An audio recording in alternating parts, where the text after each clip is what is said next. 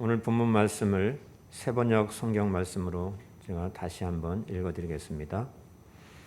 하나님의 뜻으로 그리스도 예수의 사도로 부르심을 받은 나 바울과 형제 소스데네가 고린도에 있는 하나님의 교회에 이 편지를 씁니다.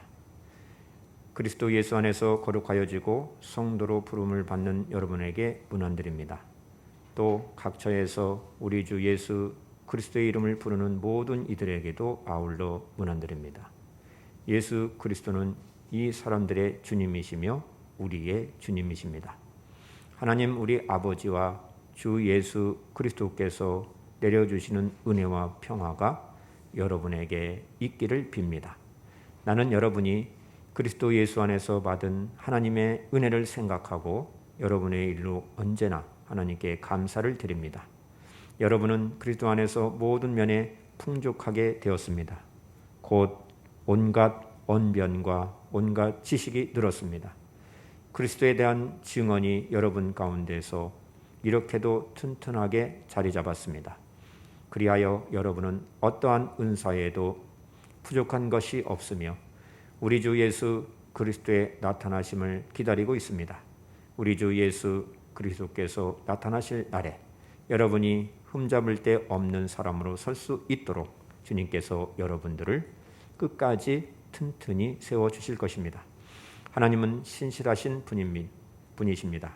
하나님께서는 여러분들을 부르셔서 그 아들 우리 주 예수 그리스도와 친교를 가지게 하여 주셨습니다. 아멘.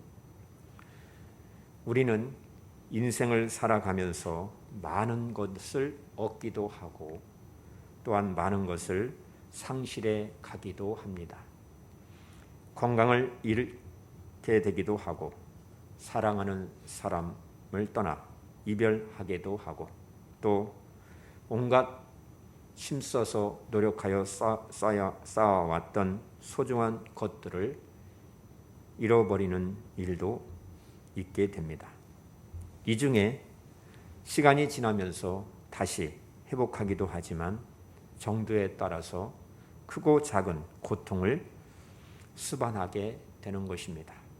성경 말씀 신구약을 통틀어서 인간으로 사신 예수님을 제외하고 모든 사람들은 반복된 상실의 고통을 겪으면서 인생을 살았고 또 살고 있습니다.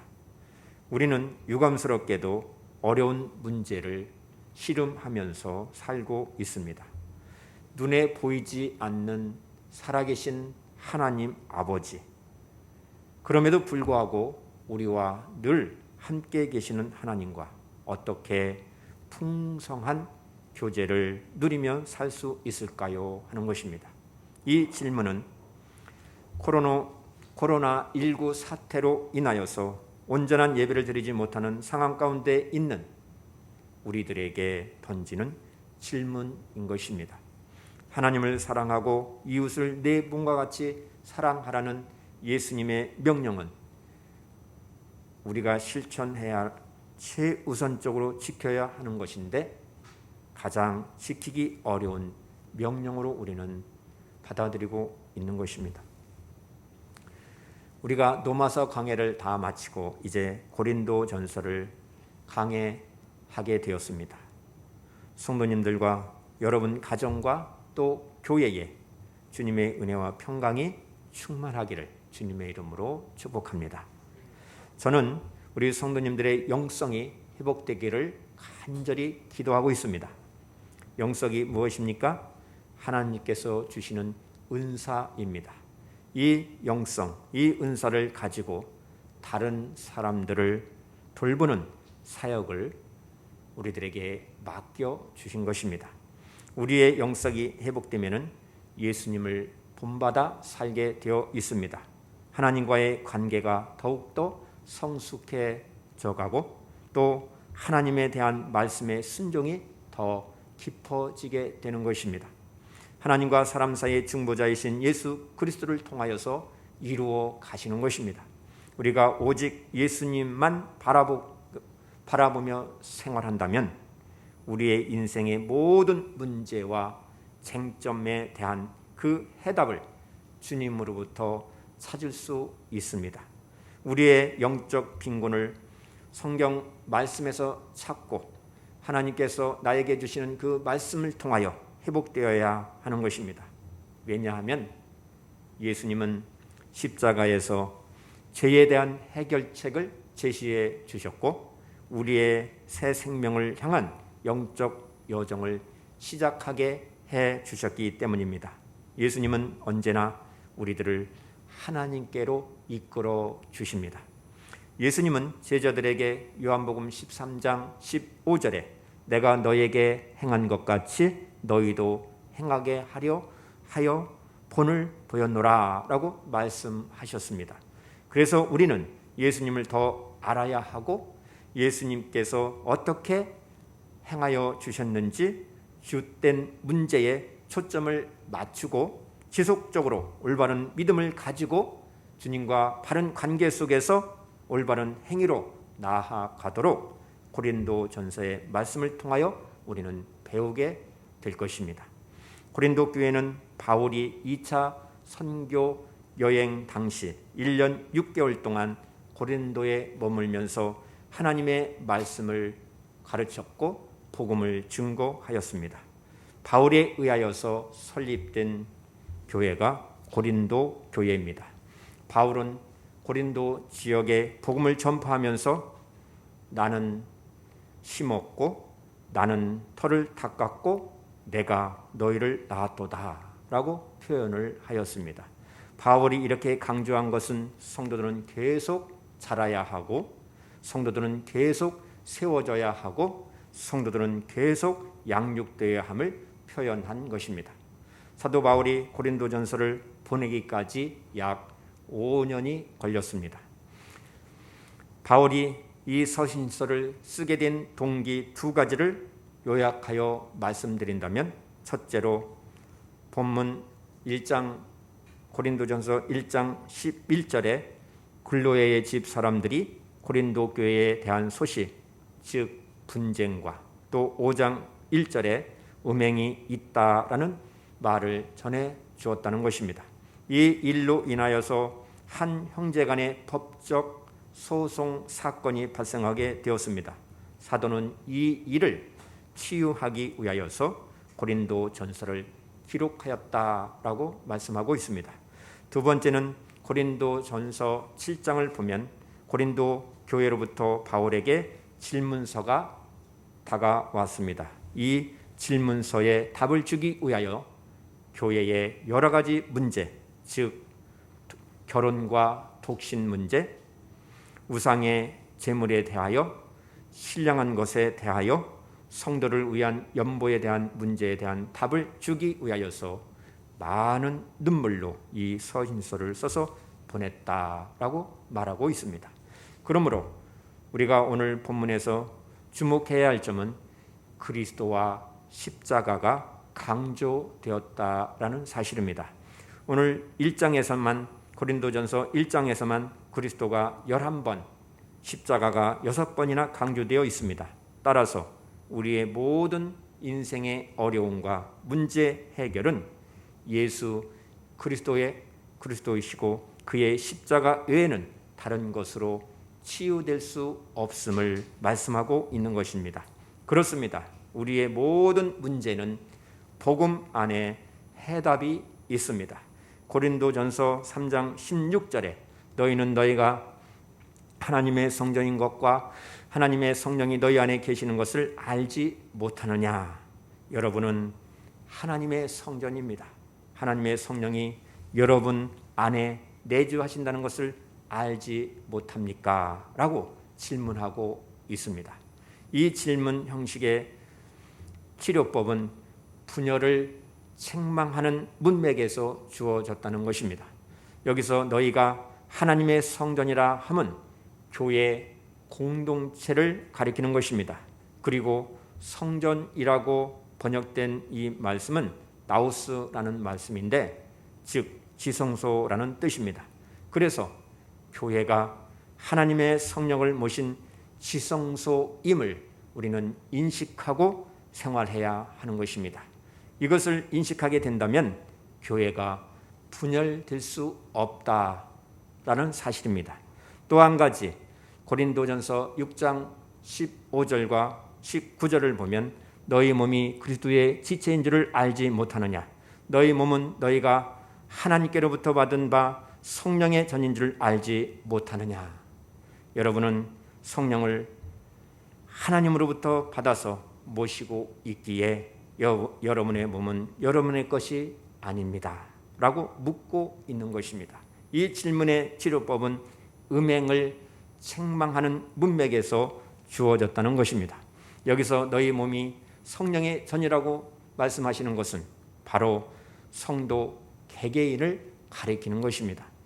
저와 여러분들의 몸이 하나님의 성전이 되었음을 우리는 반드시 인식하고 신앙생활해야 합니다.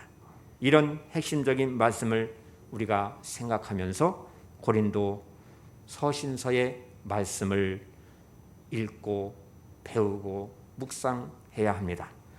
고린도 교회는 분쟁이 많은 그런 문제를 가지고 있던 교회였습니다.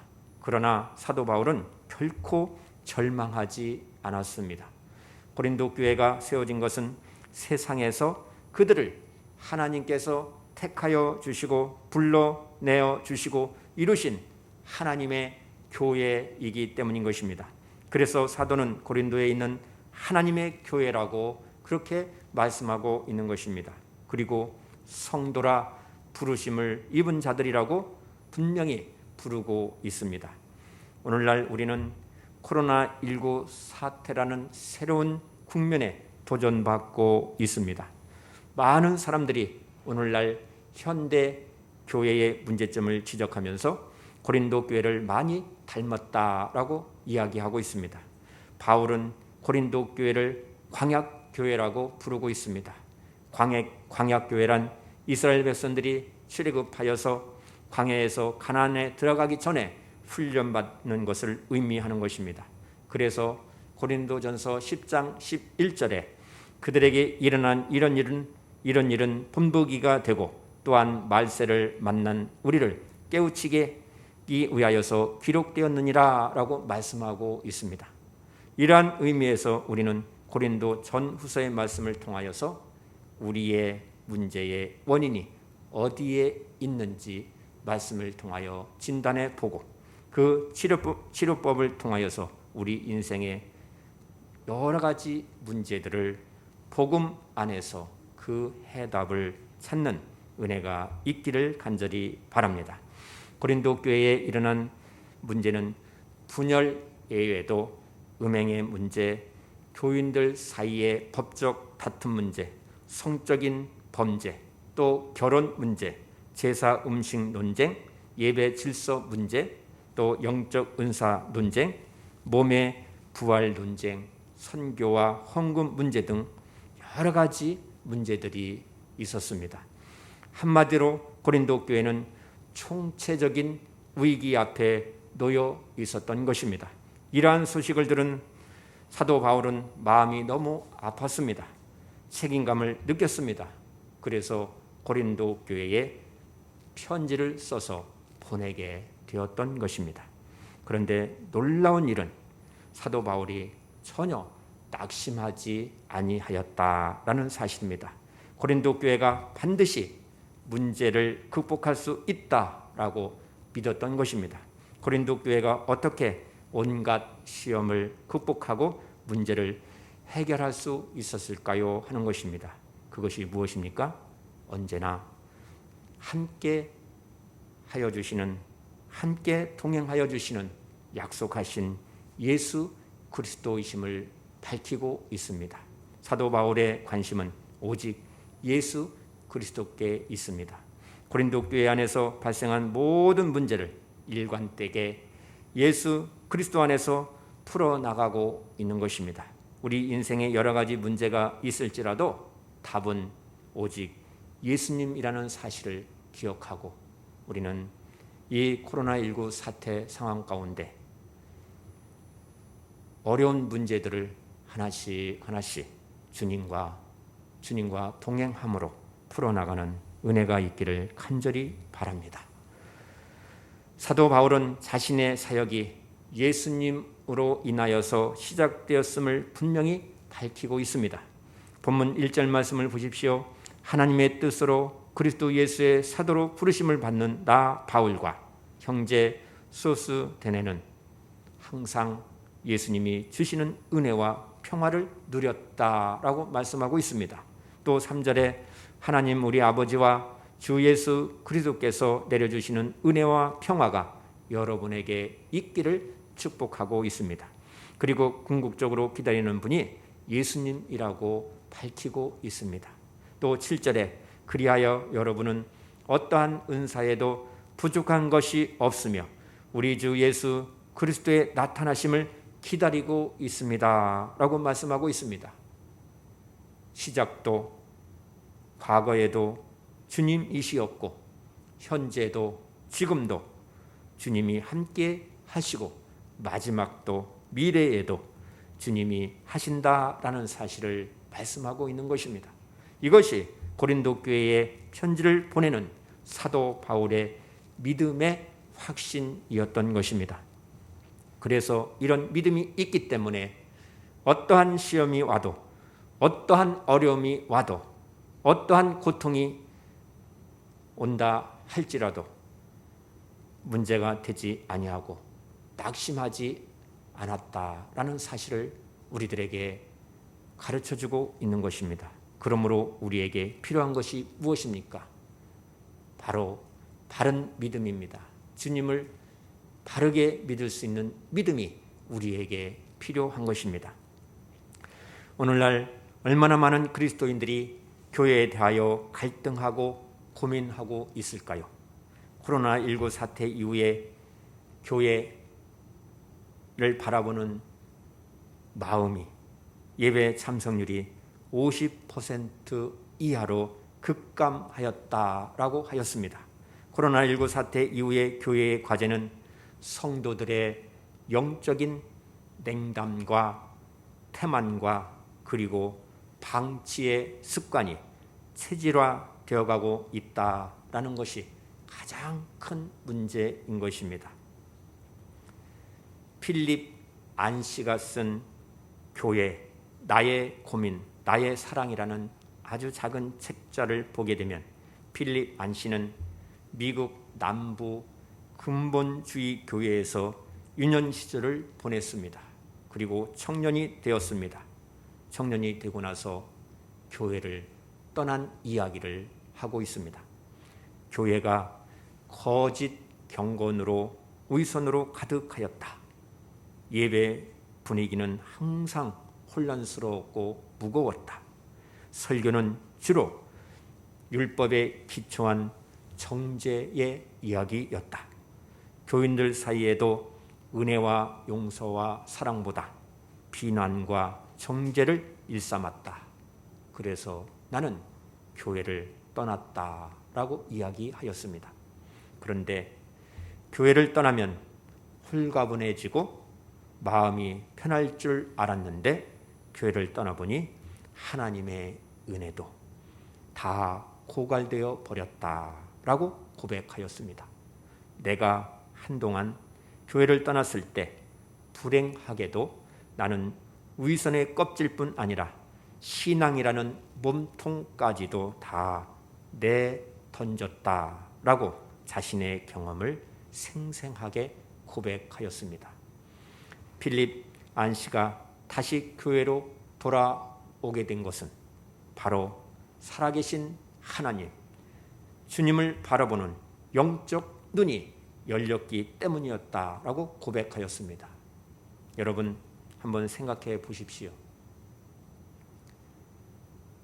국가적으로 코로나19 사태로 인하여서 국민들을 항체가 생긴 사람을 분별한다고 한번 생각해 보십시오. 항체가 생긴 사람과 생기지 않는 사람을 구분하여서 관리한다고 한번 생각해 보십시오. 정말로 엄청난 소용돌이가 일어날 것입니다. 가족 간에도 큰 문제가 발생될 것입니다. 초등학생들은 학교에 가지 못하고 또 청소년들은 나름대로 여러 가지 문제들로 고민하고 있고 또 청년들은 미래가 불확실하여서 어떻게 인생을 살아야 할지 불안한 가운데 있고 또 기업들은 막막한 상황 가운데 어떻게 헤쳐나가야 할까? 그러한 어려운 가운데 그러한 상황 가운데 있는 모습들을 보게 됩니다. 여러분, 코로나19가 이 지구상에 덮치게 된 그 근본 원인이 무엇인지를 우리는 성경 말씀에서 깊이 찾아야 되는 것입니다. 감사하게도 우리나라는 코로나19가 진정되어 가고 있습니다. 그러나 끝이 아닙니다. 이제부터가 시작입니다. 그래서 교회는 더 방역 당국에 협조를 하고 우리 스스로 지켜나가고 다른 사람들에게 피해가 되지 않도록 철저히 관리해 나가야 할 것입니다. 키에르케고르가 예배를 연극에 비유하였습니다. 많은 사람들이 예배를 드릴 때 목사가 배우고 성도 자신들은 관객인 줄로 그렇게 착각하였다라는 것입니다. 그렇지 않습니다. 예배를 드릴 때 하나님만이 유일한 관객이시고 모든 성도들은 배우라는 사실을 인식해야 하는 것입니다. 그것을 몰랐을 때 비판적인 소비자 정신으로 예배를 드리게 되는 것입니다. 대부분 많은 그리스도인들은 내게 은혜를 주십시오. 나를 만족하게 해 주십시오. 하나님의 말씀을 통하여 성경 말씀을 통하여 나를 믿게 해 주십시오. 그러면 나는 교회에 헌신하고 봉사하겠습니다. 이러한 태도가 소비자 정신으로 예배를 드리는 태도인 것입니다. 분명한 것은 예배를 드릴 때 하나님께서 나 자신을 보심을 깨닫고 예배를 마치고 나서 돌아갈 때 하나님은 나의 예배를 기뻐 받으셨을까? 반드시 물어보아야 합니다. 주님을 바라보게 되면 교회가 가정이라는 사실을 깨닫게 됩니다. 가정은 가족들 서로가 맞지 아니하여도 함께 살아가는 공동체입니다. 교회도 그러한 공동체가 되어야 합니다. 교회가 완전한 천국일 수는 없지만 우리 온 성도들이 주님을 바라보게 되면 불완전할지라도 세상에 천국을 보여줄 수 있는 유일한 공동체가 교회인 것입니다. 주님이 사랑하는 성도 여러분, 교회이든지 가정이든지 학교이든지 직장이든지 모든 문제의 해결은 항상 우리와 함께 하시는 주님이시라는 사실을 기억하시기 바랍니다. 주님을 바라보는 영적 눈이 열려야 모든 문제가 해결되고 회복되어지는 것입니다. 우리 인생길에서 두려움에 떨며 얼마나 많은 사람들이 고민하고 있습니까? 나 자신이 해결하기 어려운 그 문제 앞에서 얼마나 많은 기도를 하고 있습니까? 주님, 저는 도저히 할 수 없습니다. 주님, 어떻게 해야 합니까? 주님, 어디에 계십니까? 주님, 저를 도와주십시오. 이런 심정일 때가 얼마나 많이 있습니까? 그러나 우리는 분명히 알아야 합니다. 주님은 언제나 우리와 함께 하신다는 사실, 그 증거가 너무나도 분명합니다. 사도 바울은 조금도 망설임 없이 주님이 고린도 교회와 함께 계심을 확신하였던 것입니다. 그것은 고린도 교회 교인들이 주 예수 그리스도의 이름을 부르는 이들이었기 때문이라고 2절에서 밝히고 있습니다. 주님을 주님이라고 부르고 있다면 주님이 함께 계신, 주님과 늘 동행하는 그러한 성도라는 사실입니다. 고린도전서 12장 3절에 성령으로 아니하고는 누구든지 예수를 주시라 할 수 없느니라 라고 분명히 말씀하고 있습니다. 그래서 사도 바울은 고린도 교회의 일로 인하여서 하나님께 더욱 감사를 드리고 있다고 말씀하고 있습니다. 4절을 보세요. 나는 여러분이 그리스도 예수 안에서 받은 하나님의 은혜를 생각하고 여러분의 일로 언제나 하나님께 감사를 드립니다. 여러분, 이 말씀이 정말 이해가 됩니까? 지금 고린도 교회는요, 여러 가지 문제로 인하여서 분쟁이 일어나고 있습니다.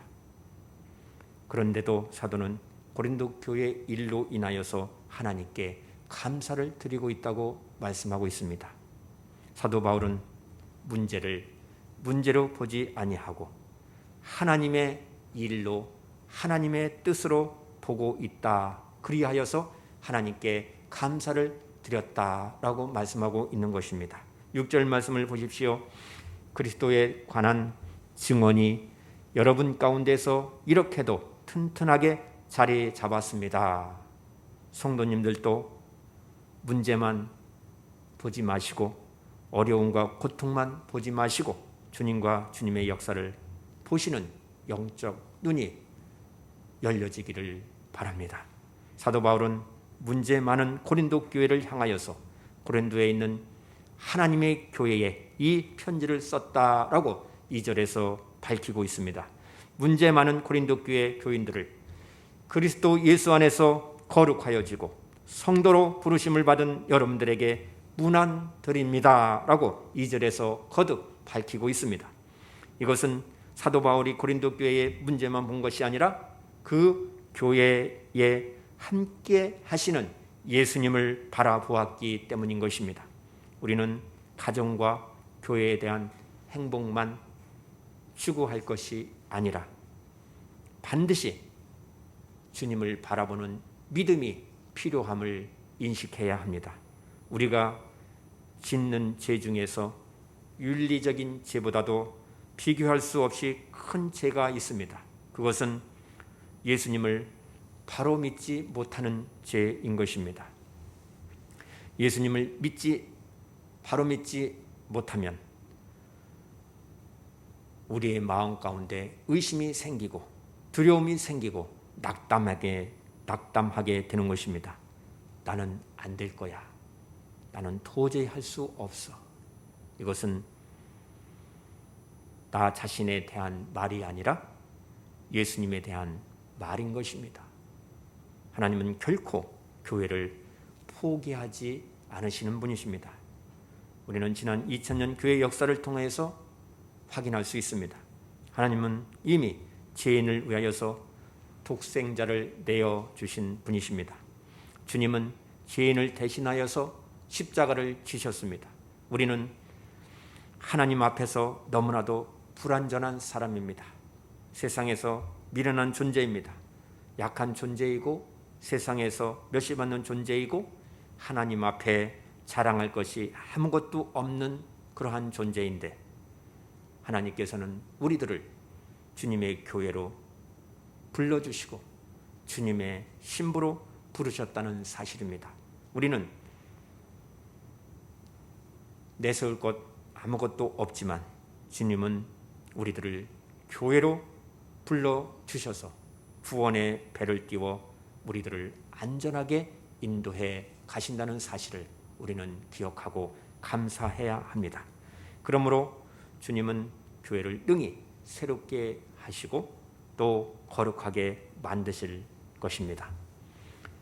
사도 바울은 예수님이 재림하실 때 고린도 교회 성도들이 흠잡을 데 없는 사람으로 설 수 있도록 주님께서 끝까지 튼튼히 세워주실 것이라고 분명히 믿었습니다.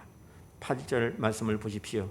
우리 주 예수 그리스도께서 나타나실 날에 여러분이 흠잡을 데 없는 사람으로 설 수 있도록 주님께서 여러분을 끝까지 튼튼히 세워주실 것입니다 라고 말씀합니다. 그렇습니다. 주님이 저와 여러분들을 튼튼히 세워주실 것입니다. 아멘. 이 믿음의 확신을 가지고 코로나19 사태 이후에 여러 가지 어려운 문제와 또 여러 가지 불안전한 그러한 상황 가운데 있다 할지라도 이 믿음의 확신을 가지고 나에게 주신 귀한 일들을, 사명을, 소명을 믿음으로 감당하는 저와 여러분 되시기를 바랍니다. 여기저기서 교회에 대한 부끄러운 소식이 들려오지만 우리도 교회를 포기하면 절대 아니 되는 것입니다. 여전히 교회를 통하여서 수많은 사람들이 구원을 받기 때문인 것입니다. 주님께서 교회를 포기하지 않으시고 끝까지 이끌어 주신다는 사실을 우리는 증거할 수 있어야 됩니다. 교회가 아무리 타락해도 괜찮다라는 말이 결코 아닌 것입니다. 교회는 철저히 회개할 것은 회개하고 돌이켜야 할 것은 돌이켜야 합니다. 베드로전서 4장 17절을 보시면 하나님의 집에서 심판이 시작되었다라고 말씀하고 있습니다. 그러나 문제만 보지 말아야 합니다. 문제만 보니까 마음이 상하고 절망하게 되고 분노하게 되고 실망하게 되는 것입니다. 우리는 여전히 나와 함께 하여 주시는 주님을 바라보아야 합니다. 포기하지 않으시는 주님을 바라보는 온전한 믿음이 있기를 바랍니다. 그러면 반드시 주님이 교회를 바로 세워 주실 것입니다. 사랑하는 성도 여러분, 우리가 받은 가장 놀라운 은혜가 무엇입니까? 예수님이 내 심령 가운데 함께 거하여 주시고 우리는 주님과 친밀히 동행하게 되었다라는 사실입니다. 이것이 가장 큰 은혜입니다. 9절 말씀을 보세요. 하나님께서는 여러분들을 부르셔서 그 아들 우리 주 예수 그리스도와 친교를 가지게 하여 주셨습니다 라고 분명히 고백하고 있습니다. 구원받은 성도는 단순히 예수님을 믿는 사람만이 아닙니다. 예수님과 친밀히 동행하는 사람입니다. 이 은혜, 이 복음을 놓쳐서는 아니 됩니다. 우리 성도님들은 주님과 더욱더 친밀히 동행하는 일을 심서하시기를 바랍니다. 기도하는 일을 심서하십시오. 하나님의 말씀을 더욱더 가까이 하십시오. 어려울 때 더 기도하십시오. 주님을 바라보십시오. 그러면 주님께서 교회를 바로 세우실 것이라고 분명히 말씀하고 있습니다. 가정도 세워주십니다. 우리의 가정의 명문, 믿음의 명문 가문으로 세우셔서 하나님의 뜻을 이루실 것입니다. 고린도 교회 성도는 어떻게 문제를 극복하였을까요? 고린도 후서 7장에 미리 가서 보면 고린도 전서를 보낸 뒷이야기가 기록되어 있습니다. 고린도 후서 7장 8절과 9절 말씀, 그러므로 내가 편지로 너희를 근심하게 하였으나 지금은 후회하지 아니함은 그 편지가 너희로 잠시만 근심하게 한 줄 알미라. 내가 지금 기뻐함은 너희로 근심하게 한 까닭이 아니고 도리어 너희가 근심하게 함으로 회개함에 이른 까닭이다 라고 말씀하고 있습니다. 고린도 교회 성도들이 회개하였다는 것입니다. 고린도 교회 성도들이 세상 가운데에서 하나님께로 돌이켰다라고 말씀하고 있는 것입니다. 고린도 교회가 이토록 많은 문제를 넘어설 수 있었다면 코로나19 사태를 맞아 살고 있는 우리들의 모든 문제들도 극복할 수 있고 마침내 하나님이 쓰실 수 있는 성도, 교회가 될 수 있음을 우리는 믿어야 합니다. 코로나19 사태 속에서 더욱더 주님과 동행하는 저와 여러분 되시기를 바랍니다. 5시 반에 교회에 와서 하나님께 기도하는 상황 가운데 우리 성도님들을 생각하면서 기도하면서 오히려 제가 은혜를 받았습니다. 설교해야 할 부담감도 전혀 없고 그 조용한 시간에 주님을 바라보면서 깊이 기도할 수 있는 은혜 가운데 코로나19 사태 이후에 저는 경험을 하였습니다. 하나님께서 한없이 부족한 저를 통하여서 하시고자 하는 일이 무엇일까 발견하게 되었고, 하나님은 그 일을 이루어 가신다라는 사실도 깨닫게 되었습니다. 교회와 가정, 우리 공동체의 모든 문제의 해결은 오직 예수 그리스도이십니다. 주님께서 주님 안에 우리가 거할 때, 그 부르심에 순종할 때 주님과 늘 동행하는 삶을 살게 되는 것입니다. 믿음의 주님이시요 저와 여러분들을 온전케 하시는 예수님만 바라보시고 회복의 놀라운 은혜와 승리하는 삶을 사는 복된 성도들이 다 되시기를 주님의 이름으로 축복합니다. 기도합니다. 사랑과 은혜가 충만하신 하나님 아버지, 저희들을 사랑하여 주셔서 하나님의 뜻을 따라 그리스도 예수의 제자로 성도로 불러주심을 감사드립니다. 주님께서 주신 그 지혜와 능력으로 주님을 더욱더 알아서 바르게 믿고 바르게 행하여서 그리스도의 거룩한 신부가 되게 하여 주심을 감사합니다. 주님, 재림하실 때까지 주님을 바라보는 온전한 그 신앙과 믿음을 가지고 주님과 동행하는 우리 온 성도들이 되게 하여 주실 줄 믿습니다. 언제나 하나님 뜻 안에 흠없이 하나님께 영광을 돌리게 하옵소서. 저희들을 하나님의 뜻에 선한 사업을 위해 쓰임받게 하여 주시고, 우리 인생의 모든 어려움과 문제 해결은 오직 예수 그리스도께서 치유하심을 믿고 다 맡기고 주신 사명 믿음으로 잘 감당하여 하나님께 영광 올려드리게 하여 주실 줄 믿습니다. 예수님의 이름으로 기도드리옵나이다.